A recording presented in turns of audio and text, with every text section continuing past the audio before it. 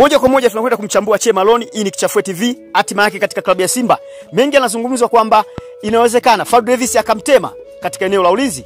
Na hii inasemekana katika mchezo wake wa mwisho hakumaliza mechi na alipata injury. Niko hapa na wachambuzi wangu Wazuka pamoja na Mio, tutakwenda kiundani. Sekunde 15. Che Malone hatima yake ni nini? Haraka haraka Azuka, karibu sana. Anashukuru sana. Hatima ya Che Malone kweli inaonekana kuwa the end, kwa sababu injury zimeweza kumudu hivi sasa na zimekuwa zikikaribia, lakini ni tabia ya wachezaji, huwa kuna muda mwingine injury zinakuja na muda mwingine zinaondoka, lakini hali halisi ni kwamba kama ataendelea na injury hivi, mwalimu amezungumza kwamba anaweza kumwacha nje, lakini anatakiwa kutafuta beki kiongozi kama Che Malone. Asante, karibu Mio. Che Malone hatima yake kwa haraka sekunde takriban 15 pengine katika klabu ya Simba ikoje? Sioni nafasi yake ndani ya kikosi cha Simba. Kwanza kwenye eneo la injury, lakini pia kitu kingine ambacho tunakwenda kumtazama sio beki kiongozi kwa hivi sasa. Amekuwa na mizaa mingi, lakini pia amekuwa na makosa ambayo anakwenda kuigharimu timu moja kwa moja. Kwa hiyo sioni kabisa nafasi yake kwa hivi sasa. Uoni kabisa? Sioni.